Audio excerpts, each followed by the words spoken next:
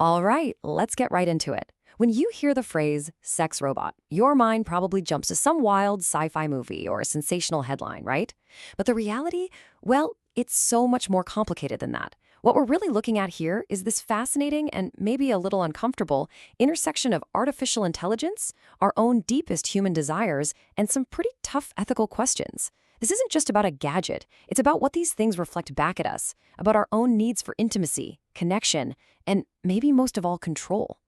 So, to get to the absolute heart of the matter, we have to start with this question. It's a really provocative one, I know, but it forces us to think about what we mean by consent, by harm, and what it even means to be a victim. The answer is not simple, not at all, and just trying to figure it out unpacks this entire debate. You see, this whole dilemma really boils down to one critical word: agency. For something to be a violation, the thing being acted upon has to have the ability to make its own choices, the capacity to say yes, or, crucially, to say no. If there's no agency, can there even be a moral crime? This is the philosophical bedrock we've got to get our heads around first. And this kind of simplifies the whole thing with a powerful analogy that you see online sometimes. They call it the toaster test. Think about it. If a machine is built for one single purpose and has zero ability to choose otherwise, is telling it to do that thing a moral issue? The robot is designed for sex, the toaster is designed for toast. Is there actually a moral difference between the two actions? It's a blunt way to put it, but it really makes you think. Okay, so it's super easy to get lost in these philosophical thought experiments about conscious androids from the movies. So, before we go any further, let's just ground this whole conversation in reality. Let's look at the tech that actually exists right now and separate the science fiction from the science fact. Let's be crystal clear here. We are a long, long way from the self-aware, feeling beings we see on screen. Today's most advanced models? They're basically incredibly sophisticated animatronic dolls that are hooked up to an AI chatbot. So yeah, they can simulate a conversation and react to touch, but they are not conscious. There's no inner life, no feelings, no real agency. The lights are on, but nobody's home.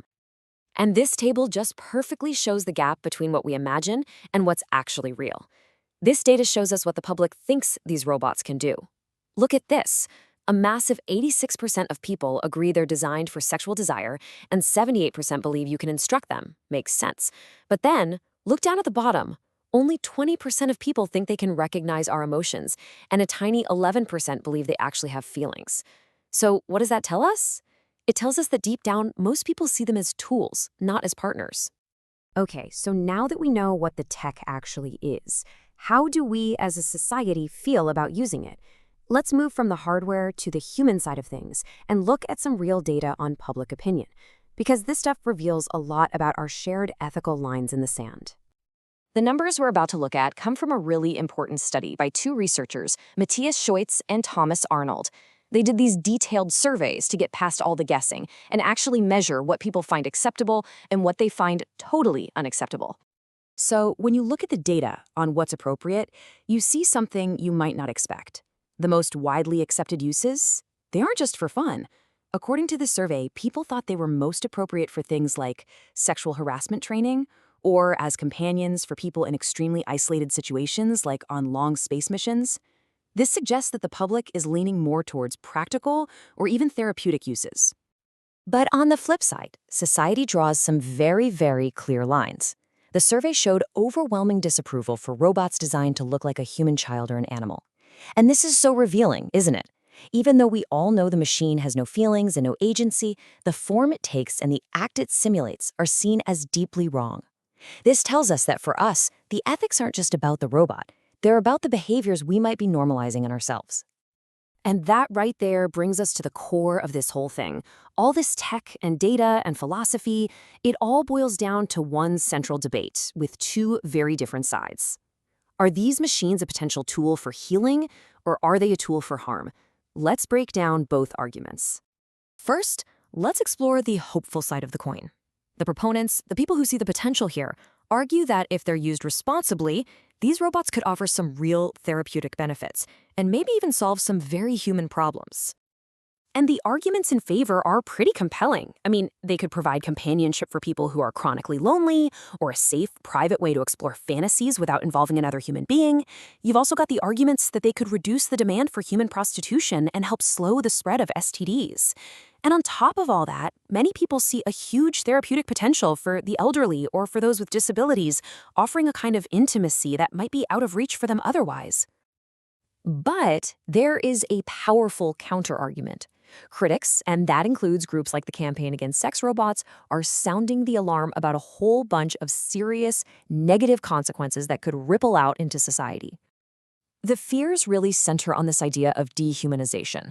Critics argue that these robots, which are overwhelmingly designed to look like idealized women, just reinforce harmful stereotypes and the objectification of women's bodies.